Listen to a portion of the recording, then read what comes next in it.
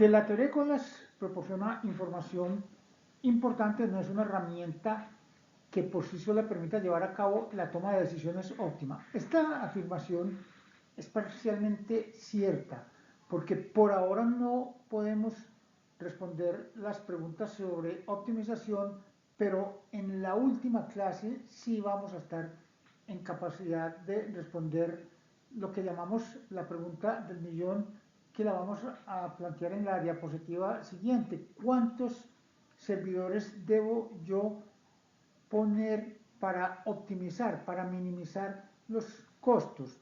Entonces, las situaciones de sistemas de colas que requieren estos tomas de decisiones surgen en áreas muy diversas y no es posible presentar un procedimiento general a todas las situaciones. De hecho, vamos a ver dos procedimientos. Recuerden que la pregunta clave en teoría de colas, como se suele decir vulgarmente, la pregunta del millón es: ¿cuántos servidores, cuántos cajeros tengo yo que poner para minimizar los costos? Porque con lo que hemos visto hasta ahora, pues uno podría armar una tabla y decir, si se ponen 7 cajeros, los tiempos promedios de espera en la fila son de 20 minutos. Si yo subo a 8 cajeros, el tiempo se cae a 15 minutos y yo podría dar una tabla, pero es que eso no es suficiente, sino que yo lo que quiero saber es cuántos tengo que poner para que los costos totales, esto es un problema de minimización de costos, sean mínimos. Entonces, por ahora vamos a tomar dos tipos de costos. El primer tipo de costos es el costo de prestar un buen servicio. En ese costo está incluido el valor de la instalación, y una componente muy importante del valor de la instalación es el salario de la persona que atiende. Ese costo es relativamente sencillo de calcular. No solo el valor del salario de la persona que atiende, sino que puede haber los costos del área que ocupa, el costo de oportunidad del área que ocupa la instalación, los gastos de electricidad, si hay que usar algún aparato, todo eso hay que incluirlo en el costo de prestar un buen servicio. Y un segundo tipo de costo es el de tener colas largas. Las personas que están perdiendo el tiempo, o las máquinas, recuérdense que las máquinas también hacen fila para esperar que las arreglen, producen una pérdida, sobre todo si son máquinas. Una persona también, porque es que cuando una persona está haciendo fila, pues está perdiendo el tiempo, que de alguna forma hay que valorarlo. En una máquina también pasa lo mismo. En una máquina es más fácil de valorar porque uno sabe cuánto produce, cuántos artículos, cuál es la velocidad de producción de la máquina y la utilidad que da un artículo. Entonces es muy fácil calcular lo que cuesta tener la máquina esperando en vez de tenerla produciendo. Entonces vamos a tratar de responder esa pregunta: ¿cuántos servidores tengo yo que poner? Sean cajeros que atienden o sean mecánicos que arreglan máquinas, o en general en cualquier tipo de instalación, para minimizar los costos totales de manejar el sistema. Para empezar a responder la pregunta de cuántos servidores tengo yo que poner para minimizar los costos, vamos a construir una serie de gráficos. Miren este primer gráfico. Lo que está en el eje horizontal es el nivel de servicio. Vamos a suponer que categorizamos el nivel de servicio como, digamos, un número entre 0 y 100. 0 quiere decir un nivel de servicio pésimo, que la gente tiene que esperar horas para que la atiendan. 100 quiere decir un nivel de servicio excelente, que los tiempos de espera son muy bajitos o prácticamente no hay que esperar nada. Y en el eje vertical, o sea, como función del nivel de servicio, de ese número entre 0 y 100, vamos a poner lo que cuesta atender a una persona promedio con ese nivel respectivo de servicio. Miren que esto, por supuesto, es una función creciente. Niveles de servicio buenos quiere decir que yo tengo que poner un número alto de cajeros, o sea que el costo de atender a las personas es mayor, crece. Entonces esto es una función creciente. Realicemos un segundo gráfico donde en el eje horizontal aparece el mismo nivel de servicio, ese número que dijimos que lo calibrábamos entre 0, un nivel de servicio pésimo, y 100, un nivel de servicio excelente, pero en el eje vertical ya vamos a poner el tiempo de servicio, el tiempo de espera promedio, el tiempo promedio que le toca esperar a uno en la fila. Miren que esta función, por supuesto, es decreciente, porque niveles de servicio buenos, excelentes, quiere decir tiempos de espera bajito. Entonces miren que la anterior curva era creciente, en cambio esta es decreciente como función del nivel de servicio.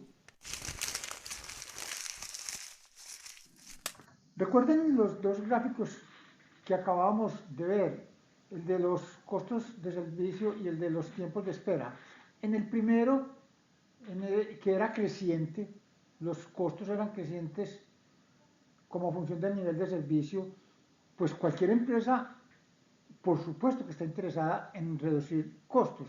Entonces, como ese gráfico era creciente, para reducir costos hay que bajar, reducir también el nivel de servicio. En cambio, en el segundo gráfico, que era el de los tiempos de espera, que era decreciente, a cualquier empresa le interesa que sus clientes esperen poco, le interesa reducir los tiempos de espera. Entonces, como es decreciente, hay que subir el nivel de servicio. Entonces, a mí me están creando una confusión, porque me están diciendo, por un lado, baje el nivel de servicio, y por otro lado, suba el nivel de servicio. Entonces yo digo, ¿para dónde hay que pegar? Pues ahí es donde viene el estudio matemático de la optimización, que nos va a saber encontrar ese punto medio óptimo que balancea, que minimiza los costos totales. Para comparar los distintos modelos debemos utilizar una medida común, porque miren que el segundo gráfico hablaba de tiempo y el primero de costo, y como comparo yo el costo con el tiempo, pues todo se convierte a una unidad común. Esa unidad común usualmente es el dinero, la plata. Entonces todo se convierte a plata y así todo es comparable, ¿cierto? Porque si a mí me dicen que es mejor un perro o un gato, yo digo, no, no, no, no, es que eso es muy distinto. Yo digo, y le digo, no, es que un perro vale 1000 y un gato 500. Entonces ahí sí yo puedo decir, ah, no, no, me quedo con el perro. Eso es lo que vamos a hacer acá. Vamos a convertirlo todo a dinero para poder comparar la suma de algunos aspectos que inicialmente estaban planteados en unidades distintas. Para eso vamos a dividir los clientes en dos grupos. Ya habíamos dicho, hay dos modelos para manejar los costos de espera en las filas, en las líneas de espera. Entonces vamos a dividir los clientes en externos de la organización e internos de la organización. ¿Qué son clientes externos a una organización? Clientes externos son, pues como su nombre lo indica, por ejemplo, los que van a comprar a un almacén por departamentos, los que van a comprar a almacenes éxito, porque es que esas personas no son empleados de la organización. ¿Cuánto cuesta tener una persona de esas haciendo una fila si yo no sé ni en qué trabaja? Es muy difícil evaluar ese tiempo que están perdiendo las personas mientras esperan en una fila. En cambio, los clientes internos, como son de la organización, entonces uno conoce su salario o el costo de oportunidad. El caso típico del cliente interno es el de una máquina que se daña y se va a coger fila para que la reparen.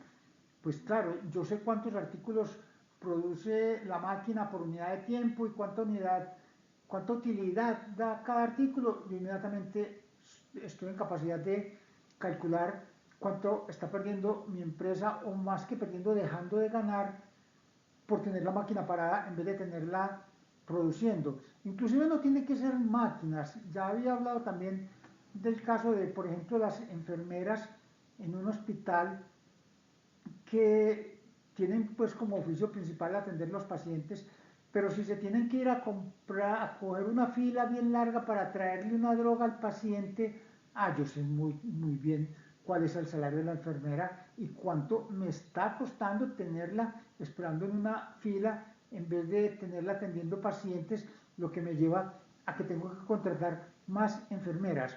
Entonces, por eso es tan importante la división entre clientes externos y clientes internos. Recuerden que los tiempos de espera y los tiempos de servicio, los promedios, en ambos casos nos la vamos a jugar con el promedio porque son muy variables, ambos tiempos son muy variables. Entonces una estrategia muy utilizada cuando uno está manejando variables es jugársela con los promedios. Entonces nos la vamos a jugar con el promedio del costo de prestar el servicio y con el promedio del costo de la espera, y la suma de esos dos promedios me da el promedio del costo total. Para optimizar la suma de los dos costos, acuérdense que habíamos dicho que todo lo vamos a convertir a dinero.